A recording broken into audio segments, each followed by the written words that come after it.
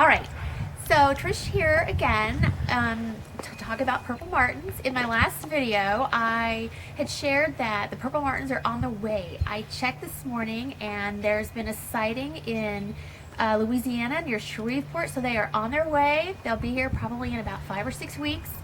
And I had talked about some of you might be interested in starting your own purple martin colony. And the thing that you need to think about is housing.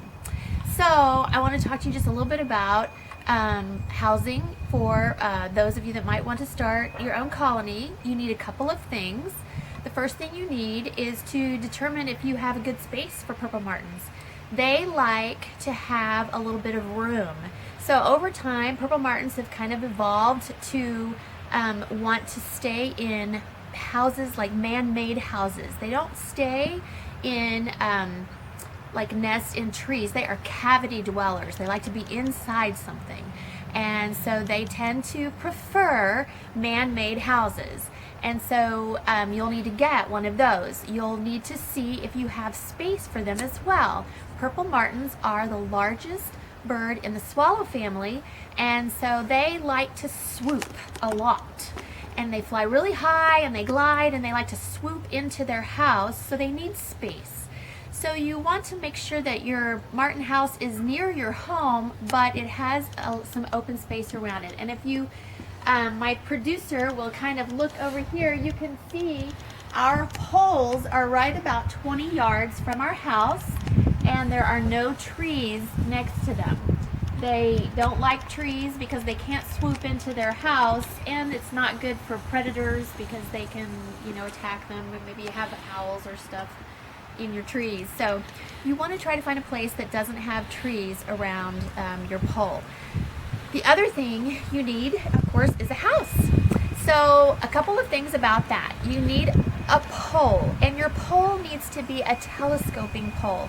One of the best things about purple martins is that you can bring that house down and you can, check the eggs and you can count the babies and you can do all that, but you can't if your house doesn't come down. So you need a telescoping pole, and then you need to get a house.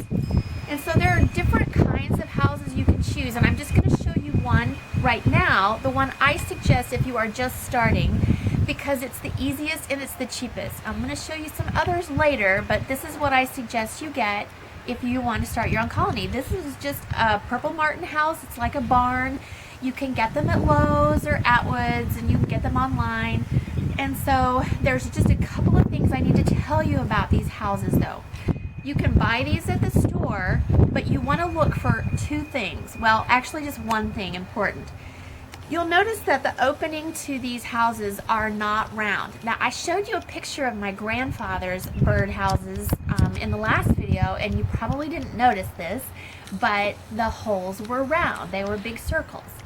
Well, later on, we're going to talk about the horrible, horrible birds that will kill your martins, which is the European starling.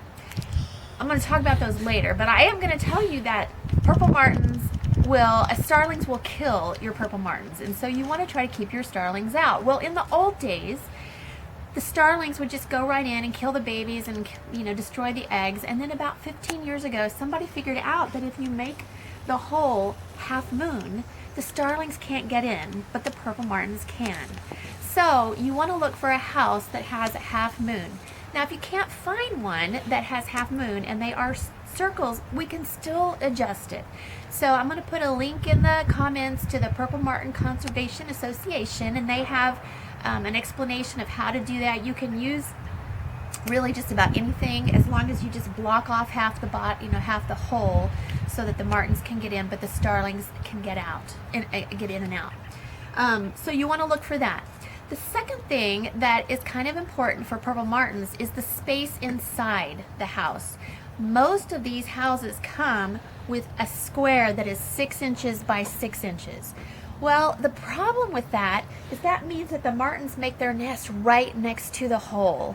Well, the starlings, even though they can't get all the way in, they can still stick their nasty heads in there, and they can hurt the babies or destroy the eggs.